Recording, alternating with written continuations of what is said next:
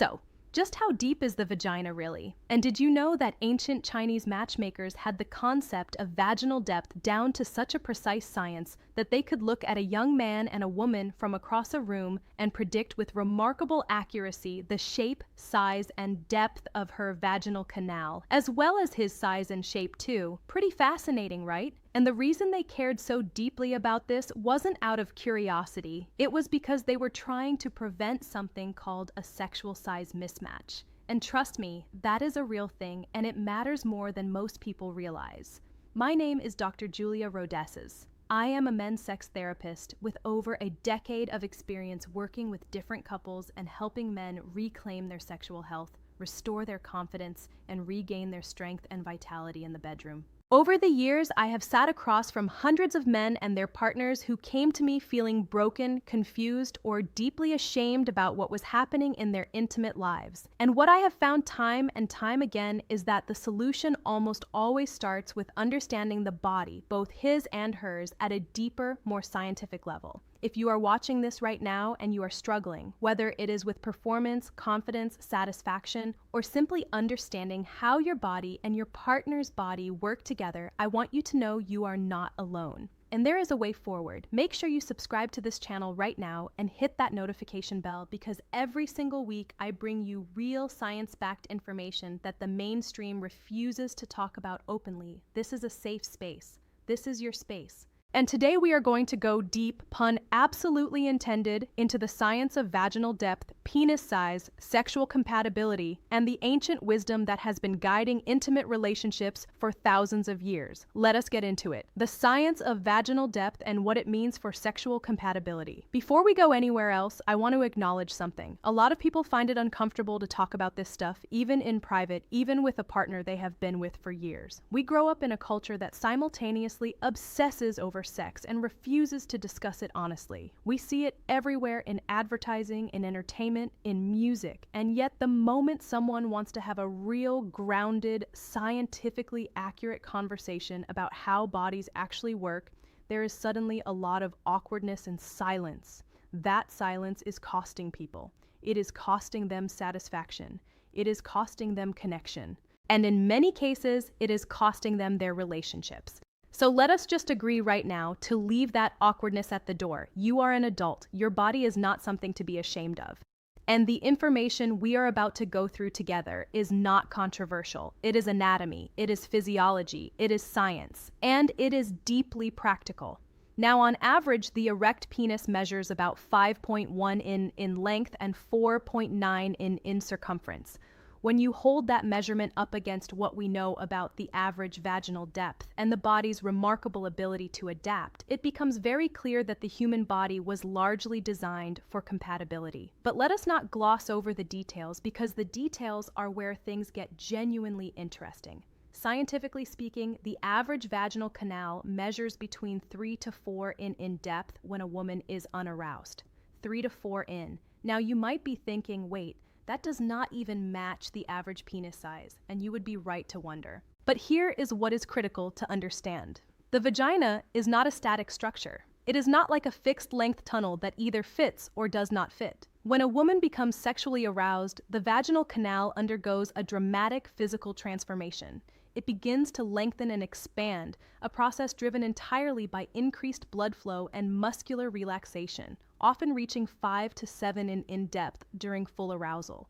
This process is part of what is known as the sexual response cycle, and it is absolutely essential to understand if you want to be a considerate, skilled, and satisfying partner. Ancient Chinese matchmakers were well aware of this dynamic, which is why they paid such close attention to both physical compatibility and the conditions under which intimacy took place. They understood that the right match was not just about raw measurements. It was about how the two bodies responded to one another. Before I go any further into the research, and I want to make sure you have everything you need to act on what I'm sharing today, I want to tell you about something I've created for the men on this channel. Because here's the thing, understanding that sexual activity matters for your health is important, but knowing what to do about it, especially if you are navigating performance challenges, or if the intimacy in your relationship has become complicated, or if you simply want a complete guided step-by-step framework for your sexual health after 60. That requires more than a single video. I created a program that pieces the entire puzzle of men's sexual health together, from fixing erection and performance challenges from both the physical and the psychological angle, to specific techniques and approaches that make a man genuinely exceptional in bed after 60. Not despite his age, but because of the deeper understanding and intentional skill that comes with it. To how to bring your partner to the same level of desire as you, so that intimacy becomes a shared, mutual, deeply satisfying experience again, rather than something you are pursuing alone. Everything pieced together, every piece connected, like someone guiding you by the hand from the very beginning to the very end. I made a full video walking through exactly what the program covers and why it works. That video is pinned in the comment section right now. The link is also in the video description below. Go watch it after this video ends, because what we cover today is one essential foundational principle, and that program is the complete picture that goes with it. Now, back to the science, because what comes next is something most men have genuinely never heard explained clearly. Let's continue the elasticity factor. Why size is not the whole story. Here is something that does not get talked about nearly enough. The vagina is not just about depth, it is also about elasticity. And elasticity, in my professional opinion, is the single most underestimated factor in conversations about sexual compatibility. The vaginal walls are lined with rug folds of tissue that allow the canal to stretch and expand significantly in both depth and circumference during arousal. This elasticity is what makes it biologically possible for the vagina to accommodate a wide spectrum of sizes, from smaller to larger, and then return to its resting state afterward. That same elasticity is also what allows the vaginal walls to create that sensation of grip and pressure that enhances pleasure for both partners. It is also not coincidentally what allows the vaginal canal to stretch to accommodate childbirth and then recover.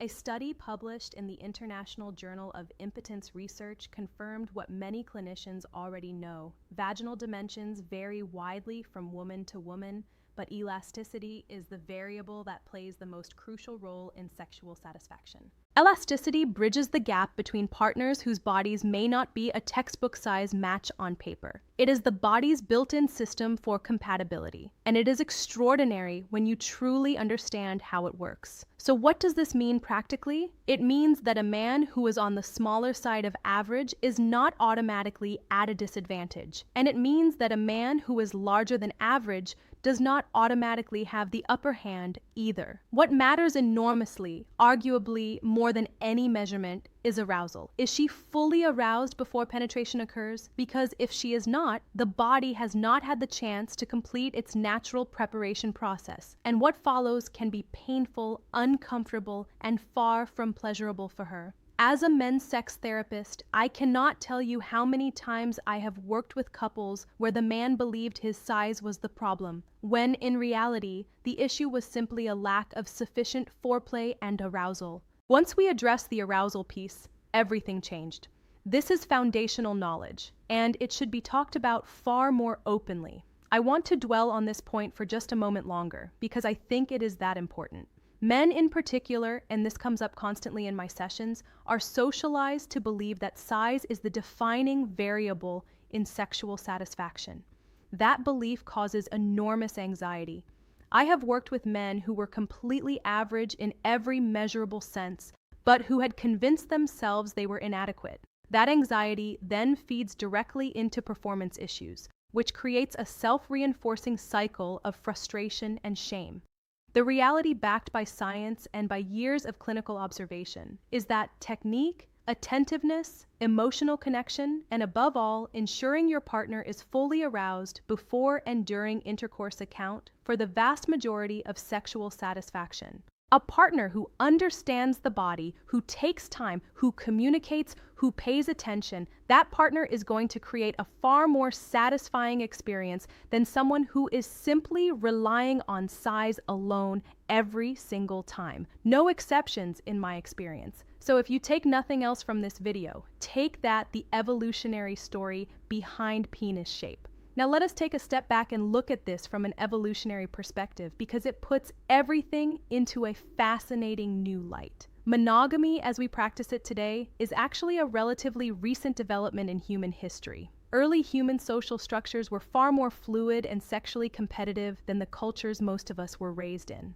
And scientists believe that the physical shape of the human penis evolved, at least in part, as a direct response to that competitive environment. Here is the theory.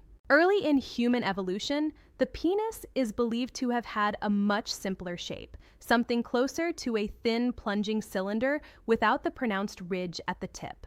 But over thousands of generations, as males competed not just for mating opportunities, but for fertilization success, the anatomy evolved. The distinctive mushroom-shaped glands, that flared, ridged head, is now thought by evolutionary biologists to serve a very specific mechanical function. The ridge, called the corona, acts almost like a natural displacement tool. During the thrusting motion of intercourse, that ridge has the potential to displace semen that may have been deposited by a previous male partner, drawing it back and away from the cervix. This would, in theory, improve the current partner's chances of achieving fertilization. It is one of the most remarkable examples of evolutionary pressure shaping human anatomy in a way that most people never think about. Shape, it turns out, has just as much evolutionary significance as size, if not more. And understanding this helps us appreciate that the human body was not designed arbitrarily. Every feature has a purpose, a history, and a reason. What I find equally remarkable about this evolutionary story is what it tells us about the relationship between competition and adaptation. The human body did not evolve in a vacuum. It evolved in response to real pressures, social, reproductive, environmental. And the fact that those pressures left such clear physical signatures on our anatomy means that sex has always been more than just a physical act. It has always been embedded in a larger story about survival, connection, and the continuation of the species. That is not just an interesting footnote. That is a reminder that intimacy matters biologically, emotionally, and relationally at a level that is far deeper than most casual conversations about sex ever acknowledge. The sexual response cycle. What actually happens during arousal? Let us talk in greater detail about the sexual response cycle, because this is where the science of vaginal depth really comes alive and where most couples are missing critical information. During the arousal phase, the vaginal canal undergoes several simultaneous changes that are nothing short of remarkable. The walls of the vagina become engorged with blood, causing them to thicken and elongate. The vaginal lining begins to produce lubrication, that natural moisture that is essential both for comfort and for pleasure. The entire canal lengthens and widens, creating space and accommodation that simply does not exist in the unaroused state. At the same time, the vulva, the external structures of the female genitalia, also undergo significant changes. Increased blood flow causes the labia majora and the labia minora to swell and separate. The clitoris, which is far larger internally than most people realize, becomes engorged in a process that is physiologically very similar to a penile erection. The same mechanism, blood flow, engorgement, heightened sensitivity, the clitoris swells, the surrounding tissue becomes more sensitive, and the entire region transforms into a highly responsive erogenous zone. What this means for you as a partner, and for the men I work with in my practice, is that patience and attention during the lead up to intercourse are not optional extras. They are fundamental to the experience. The more fully aroused your partner is, the more the body has opened, lubricated, and prepared itself for pleasure. And when that preparation is complete, the experience is transformatively different from what happens when a partner attempts to rush the process. If penetration occurs before a woman has fully moved through the arousal phase, the results can be uncomfortable and even painful for her. 4. The canal has not fully expanded. The lubrication is insufficient. The sensitivity is heightened in the wrong way, creating friction and discomfort rather than pleasure. And yet, so many couples skip this phase entirely, wondering why intimacy feels mechanical or unsatisfying. This is one of the most common issues I address in my work with men, and once they understand the physiology, once they truly grasp what is happening in their partner's body during arousal, the shift in their approach is immediate and transformative. The Tao of sexology, ancient wisdom meets modern understanding. Now, I want to take you somewhere that blends ancient tradition with everything we have just covered scientifically, because I think it is going to genuinely fascinate you. The Tao of sexology is an ancient practice rooted in Chinese philosophy that combined the principles of sexual energy, physical balance, and interpersonal harmony into a comprehensive framework for understanding intimate compatibility. It was not simply about physical matching. It was about energy, temperament, and long-term compatibility as a whole person. One of its most intriguing and widely discussed claims is the ability to predict a woman's vaginal characteristics based on her facial features. Sitting across a table studying the shape of the nose, the fullness of the lips, the depth of the eye socket, the prominence of the cheekbones, ancient practitioners claimed they could use these observations to predict depth, width, and even sexual temperament with startling accuracy. The claim, according to those who practiced this tradition, was up to 90% accurate. Now, I want to be transparent with you. This is not validated by modern clinical science. There are no peer-reviewed studies confirming that facial features reliably predict vaginal dimensions. But, and this is important, there are biologically plausible reasons why certain hormonal influences during development might affect multiple physical characteristics. Simultaneously, and even setting aside the science, the framework is deeply interesting as a historical and cultural artifact. So, what did the Tao of sexology actually teach? According to this tradition, women with smaller mouths and shorter fingers were said to have shorter and narrower vaginal canals. Practitioners would flag this combination as one to be aware of for potential size mismatch with a larger male partner. Women with fuller, thicker lips were believed to have wider, more elastic vaginal canals, more accommodating, more expansive, and more naturally lubricated. The association between lip fullness and vaginal elasticity was taken very seriously by matchmakers. Women with deep-set eyes or narrow, thin eyelids were said to have deeper vaginal canals.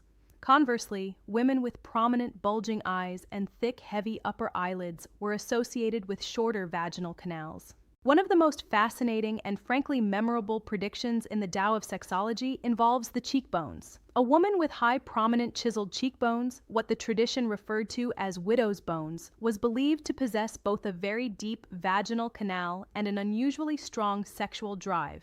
But there was a caveat. This type of woman was considered potentially overwhelming for certain partners, capable of consuming a man sexually in a way that could leave him depleted rather than fulfilled.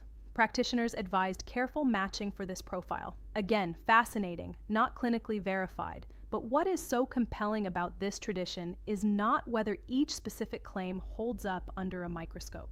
What is compelling is what it tells us about how seriously ancient cultures took sexual compatibility. They understood millennia before modern sex therapy existed that mismatched partners could experience real suffering as a result of physical incompatibility. And they created entire systems to prevent that from happening. In many ways, it was the original compatibility algorithm. Why sexual compatibility matters more than most people admit. Here is something I say directly to the men who come to work with me. Sexual compatibility is not a superficial concern. It is not something you should feel embarrassed to prioritize. And it is not something that takes care of itself automatically just because two people love each other. Sexual incompatibility, whether physical, emotional, or rhythmic, is one of the most consistent underlying factors I see in relationships that are struggling. It creates resentment, disconnection, and a slow erosion of intimacy that can be very difficult to reverse if it goes unrest for too long. I want to be direct about something here because I think it is something many people secretly worry about but rarely say out loud. Figuring out whether you and a partner are sexually compatible early in a relationship is not crass or shallow. It is responsible. It is mature. The ancient matchmakers understood this. They were not being vulgar. They were being practical. They knew that two people who love each other but are profoundly mismatched in their physical needs and responses will often end up unhappy regardless of how strong their emotional bond is. Now, obviously, sexual compatibility is not the only thing that matters in a relationship. There are far more dimensions to a partnership than what happens in the bedroom. But it is a significant dimension, one that gets quietly ignored at the peril of the relationship. And the good news, the genuinely great news, is that most sexual incompatibility is addressable. With the right knowledge, the right communication, and sometimes the right guidance, couples can bridge gaps that once seemed insurmountable. I have seen it happen over and over again in my practice. Understanding the science of your body and your partner's body is the first step. Understanding arousal, what triggers it, what builds it, and what derails it, is the second. And approaching your intimate life with curiosity rather than shame or embarrassment is the third. That is exactly what this channel exists to give you. Real, honest information, practical, usable tools, and a safe space where these conversations can happen without judgment, without embarrassment, and without shame. I want to come back to something I mentioned earlier because everything we have covered today makes it even more relevant now than it was then.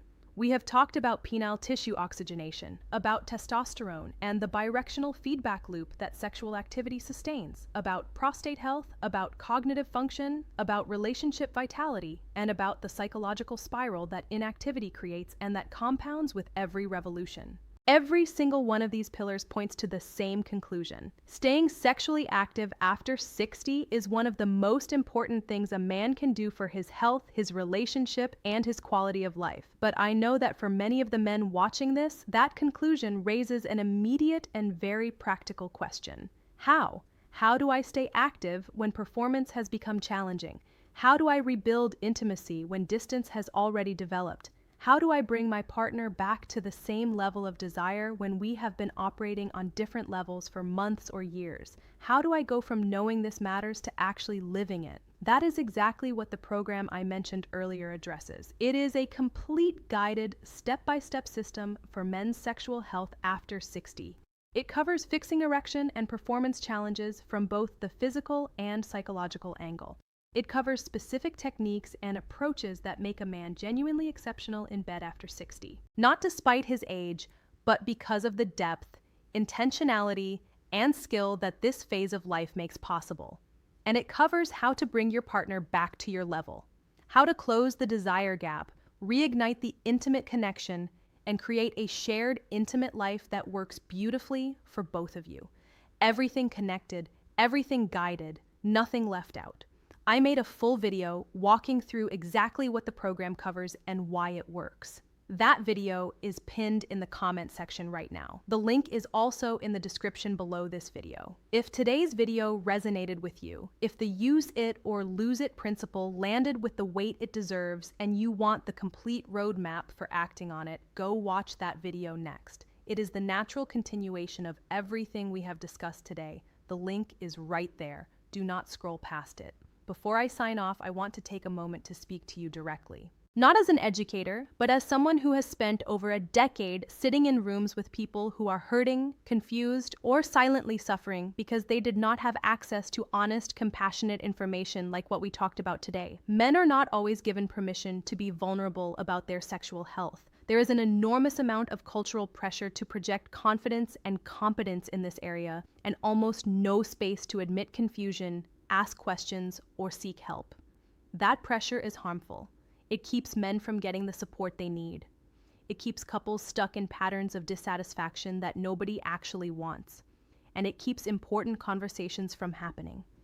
My commitment with every video I put out, with every client I work with, is to change that, to create a space where men and their partners can get real, usable, science-backed information without shame and without judgment. I am Dr. Julia Rodes, a men's sex therapist with over a decade of experience working with couples across every background, age group, and situation you can imagine. My mission is simple: to help men understand their bodies, restore their sexual confidence, and build intimate relationships that are genuinely fulfilling, not just for themselves, but for their partners too.